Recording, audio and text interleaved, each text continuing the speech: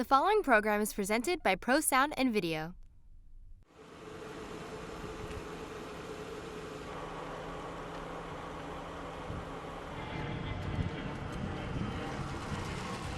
Yo, are you going to watch Aftershock? Yeah. Get in!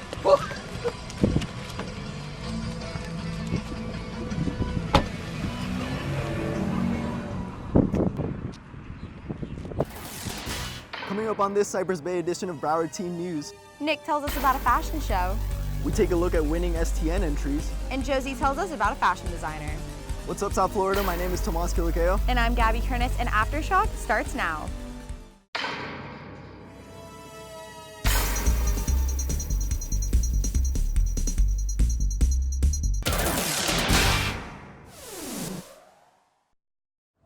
The Broward County Police and Fire Department held a fashion show at Weston Town Center.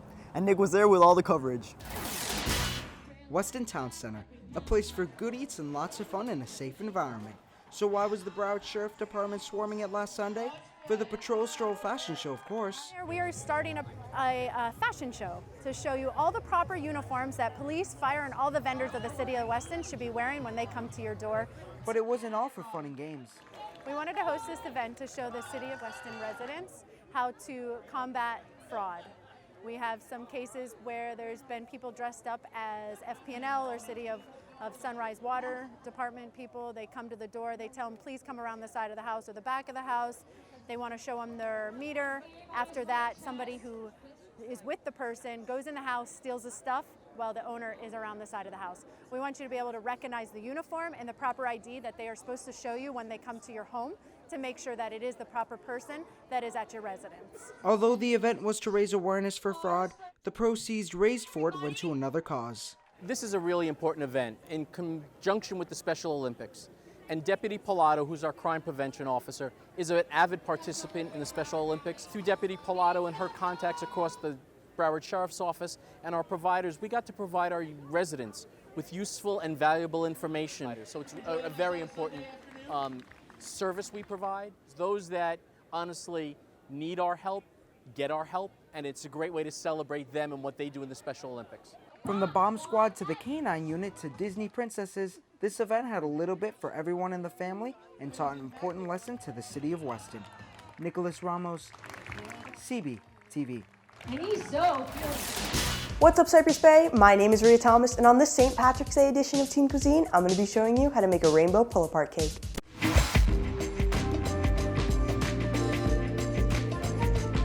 The ingredients you will need are 1 1/4 cup of water, 1/3 cup of vegetable oil, 3 large eggs, classic vanilla frosting, and 1 box of white cake mix. Follow the directions as listed on the box.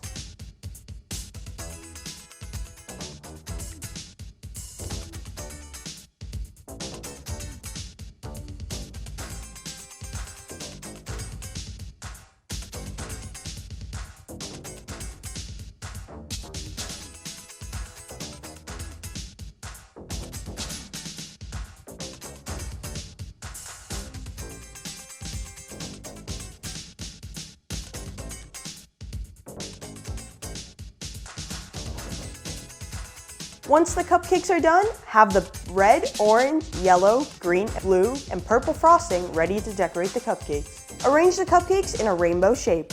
With the white frosting, use the round tip to create a spiral shape.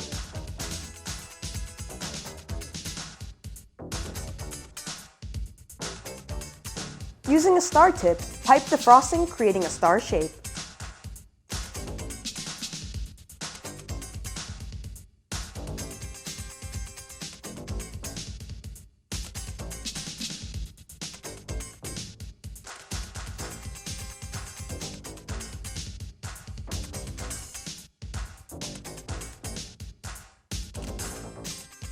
That's all for this special edition of Teen Cuisine. I'm Rhea Thomas, CBTV.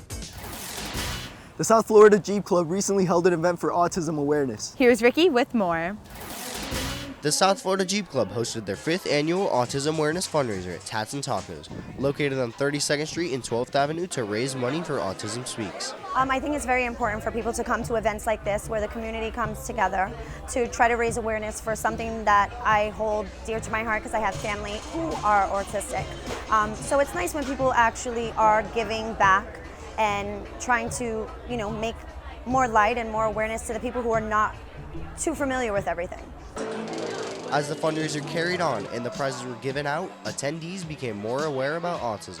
I'm hoping that all these local businesses came to this event in order to bring more people around and bring them to this one central meeting place to learn more about autism and the effects of it on our community and help bring and raise awareness. Through lots of preparation, hard work, and donations from local businesses and community members, the fundraiser was more successful than imagined. We've been doing this event for 5 years, and every year we raise a little bit more money. Last year we raised $3,100.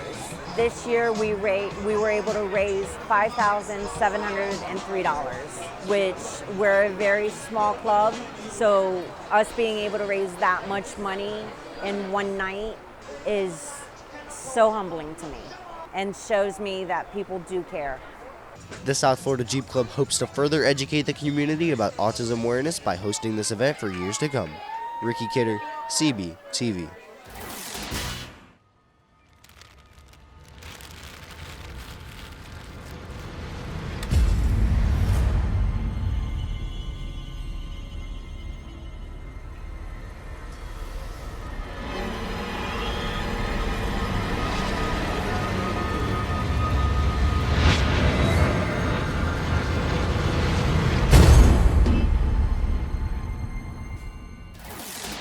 While traveling around Seattle at STN, there are many aspects of Washington's history that are still kept alive today. And Gabby was able to get more information about a shop that helped preserve this history. Here she is with more. Placed in the corner of Pike Place Market lies a hidden treasure, literally. Owned by Matthew Steinbrook, Raven's Nest Treasure is a cultural time capsule. I bought it from a woman in 1989. It was called Queen Anne Antiques. And she had a lot of the same things that I have. I have a lot of the taste that she had in collecting things and beautiful objects. Selling items such as totem poles and dream catchers, this small shop has a variety of Native American artifacts. See, we have a lot of Northwest Coast Native art. This is all original and authentic Native art from the Native people of this area. Well, it shows you where, who has been living here previously to any of our ancestors being around, and I think there's something really magical about that. I think we need to give alms or reverence to the people that have been here since who knows how long, right, the beginning of time. So that's what I think brings me into this space, is that reverence for the cultural history. While Raven's Nest Treasure has been located in Pike Place Market for over 25 years, they don't plan on leaving anytime soon, hoping to continue honoring Native American heritage. Gabby Kernis, CBTV. The Cypress Bay Lightning's water polo team dived in against the Flanagan Falcons in a district matchup. The Lightning netted 6 goals in the first quarter and took an early lead. The Falcons tried to get something started in the second quarter, but the Lightning's stout defense did not allow them to. Cypress Bay created several chances, which translated into some amazing goals. The Lightning did not let up the entire game and held Flanagan to only 11 goals, while they put 25 in the back of the net. Coach Ron Van Gent had this to say after the big Lightning victory. As what they did well in this game was we had an opportunity to play some of our non-starters and to see that they are also able to perform well with some of the non-starters in there. That's good progress. Their next game is on Wednesday, March 20th against Fort Lauderdale High School. At STN 2019, our sports highlight team placed second in the nation. They were given footage from a basketball game and asked to make a 60-second highlight. Enjoy. Down in sunny South Florida, the Dillard High School Lady Panthers took on the St. Thomas Lady Raiders in the 2019 BCAA Big 8 State Championship. The Raiders came out of the gate strong with a defensive rebound by the 5'8" guard Samara Spencer, who went coast to coast scoring an easy layup. Throughout the first quarter, St. Thomas maintained a steady lead. The second quarter was off to a slow start, and it wasn't until about 4 minutes in that the Raiders' offense started to heat up. And just like South Florida weather, the forecast called for rain behind the three-point line on the right-hand side of the court. adding to St. Thomas's 13-point lead at the end of the half. Dillard came out of the locker room ready for the comeback. The St. Thomas defense began to look sloppy in the paint, allowing Dillard to score 13 points in 5 minutes. It seemed like the Raiders were playing against a whole new team in the fourth quarter as the Panthers caught a hot streak of their own as Kenteha Ling dropped 3 threes from her sweet spot in the corner. The Raiders were able to scrap together a few more points, giving them a 1-point lead with 3 seconds to go. The Panthers placed their trust in Johnson as she drives down the court, putting up the game-winning shot. But if you take a closer look, the ball was still in her hand as the clock hit 0. For STN Sports, I'm Josie Clancy reporting. On April 11th, Cypress Bay went up against Pines Charter in a long and intense matchup. Kicking off the first half, the Jaguars scored 2 early goals, but it wasn't long till the Lightning struck back hard, scoring goal after goal. By halftime, the score was 8-2, with the Lightning at an impressive lead. With the second half underway, the Jaguars managed to creep up on the Lightning and managed to tie up the game and later take the lead with great offensive plays. The Lightning didn't back down, however, scoring 2 points back, tying the game 10-10. The match then went into overtime, but none of the teams could score on each other. Finally, after a long and hard battle, the Jaguars managed to score in double overtime, ending the game at 10-11. The Cypress Bay HAAPE Club hosted their annual softball classic at Weston Regional Park. And many clubs from the Bay were able to participate in this event. On March 15th, the HAAPE Club of Cypress Bay put on their second annual softball classic. The Softball Classic is a fundraiser that the Cypress Bay HAAPE Club puts together where we get a bunch of teams to come and play in a softball tournament to raise awareness for their clubs as well as our cause and to fundraise money for our cause that we end up giving to the parent organization. We have like 6 teams come and we play a big tournament and a ton of fans come to watch our games. The Softball Classic is put on by HAAPE, but many other clubs have come out to play in this tournament and show their support for HAAPE's cause. HAAPE is an organization that's helping adults with autism perform and excel, where we raise money to find meaningful employment for young adults with autism, because there's like staggering numbers that there's a bunch of young adults with autism that don't pursue jobs outside of high school. So our job is to find them employment and get them into the workplace. There were some close games with the Marine Honor Society, Team HAAPE, and the Lightning Lunatics all winning their first games to move on to the next round. In the semifinal, Team HAAPE beat the Marine Honor Society in a nerve-wracking game to move on to the finals. The finals was a blowout with Team HAAPE crushing the Lightning Lunatics 8-2 to take home the trophy. Overall, the event was a great success with everybody having fun and over $6,000 being raised in total. Gabby Kernis, CBTV.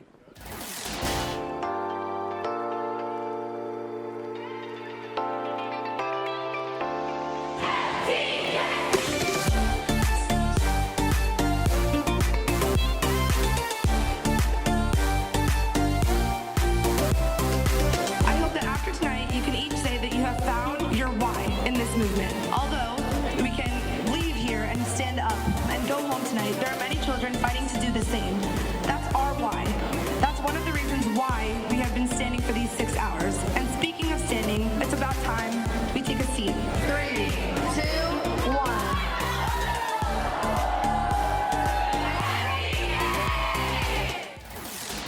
High school is all about finding things that you're passionate about. And Maegan has done just that in the fashion industry. Here's Josie with more. Maegan's dresses are fantastical. When Maegan Osmond isn't pitching in the circle for the Lightning, she can often be found at home making handmade dresses. However, these aren't your normal gowns, but are rather a little trashy, if you will. I was 14 years old when I started making these dresses, and what inspired me was the annual Young at Art fashion show here at Young at Art. They created a challenge called Cosplay Couture, and I've always really been into like costume design and creating like mythical creatures, but I never had the chance to really do it. I was 14. So when I had the chance to do it and use a new challenge, such as plastic bags or recycled material, it was just worked really well. It was 2 of my passions put together and a great event to do it at. The clothing Maegan produces for the annual Young at Art fashion show are unique, to say the least, for many reasons. So there's always the obvious aspects that it is a recycled garment. You know, it's not traditionally fabric. The challenge we have this year, or every year, is 75% recycled. I aim for 100% recycled. I use a recycled, like an old bed sheet, and I'll actually use that as the base so it's comfortable for my model. And then completely out of everything recycled in mine. All of the hard work is worth it when what was once a pile of empty chip bags transforms into an elegant gown. You don't get a chance to wear like prom dresses whenever you want.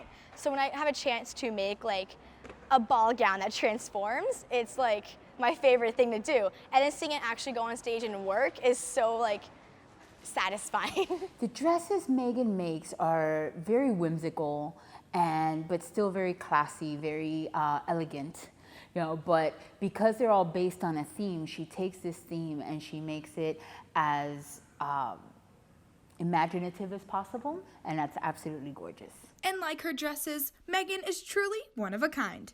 Josie Clancy, CBTV.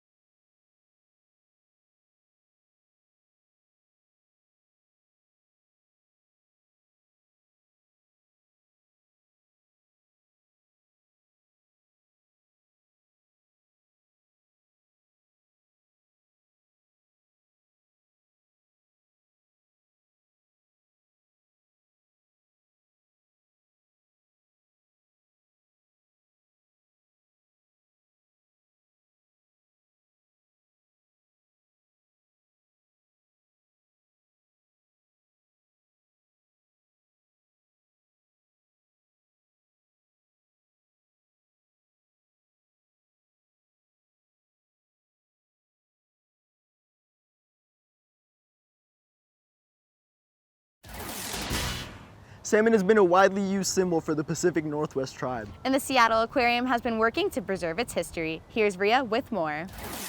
Typically, when one thinks of Seattle, many think of seafood. However, Holly Haley is a little different. I happen to be vegetarian. Holly is a marine science interpreter at the Seattle Aquarium, hoping to share her love of fish with others. So as far as what made me want to work here, and probably just about anyone you talk to at the aquarium, I'm staff, but the majority of our staff are volunteers.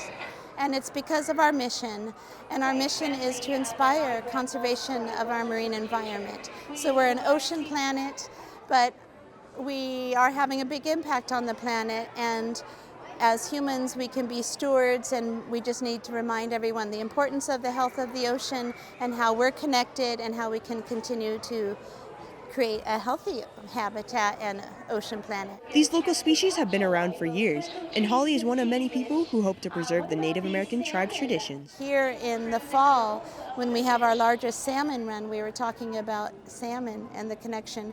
We have a big event here called the Salmon Homecoming, and tribes come from around the region in cedar carved out canoes and celebrate the annual return of the salmon that come when we get our rains in the fall. A very important part of our region, our history, and it supports our future development in thinking of how all of our actions impact everyone, including historical peoples here. Through the Salmon Homecoming, the Seattle Aquarium can work together with Native American tribes to protect traditions for years to come. Rhea Thomas, CBTV. Over the past 11 years, Marvel has been pumping out movies left and right, year after year, keeping their fans on the edges of their seats, waiting for what could be the highest anticipated movie of the century. The next and possibly final chapter of the Avengers series of movies releases on Friday, April 26th. Avengers Endgame is kind of the part two to Infinity War. Infinity War was showing how Thanos, if you haven't watched the movie already, how Thanos killed half of the universe using the Infinity Stones, and this is the Avengers' way of getting back at Thanos in this next movie. The movie has been heavily hyped up on all platforms of social media, creating a gateway for discussion. But this also poses a threat to people who have malicious intent to spoil it for others. Be respectful. There are people that don't like spoilers. They don't want to know. My friend was actually spoiled earlier today. She got so mad. She had to call me a rant about it. And I just don't like people like that. They're terrible.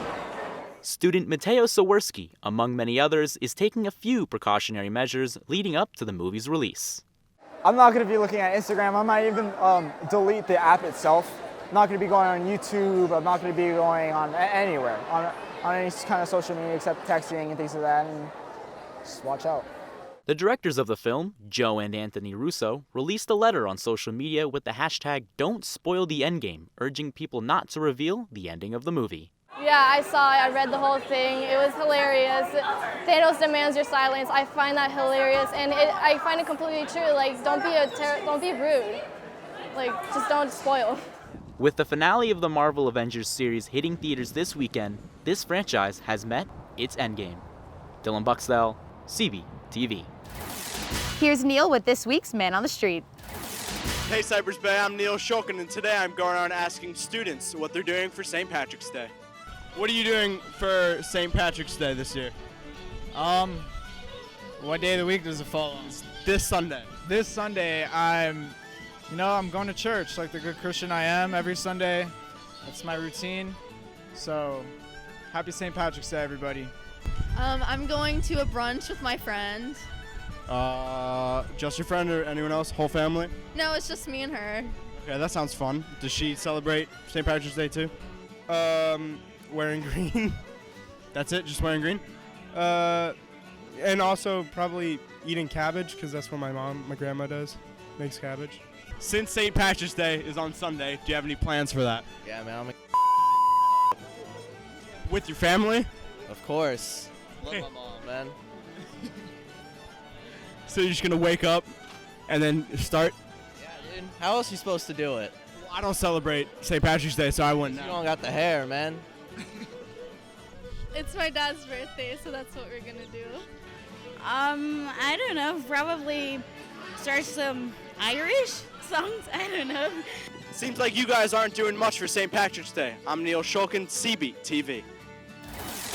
That's all for this Cypress Bay edition of Broward Teen News. If you want to watch previous episodes, visit us at cypressbaytv.com. And while you're at it, follow us on Twitter at Cypress Bay CBTV. I'm Tomas Kilikeo. And I'm Gabby Kernis. Thanks for watching.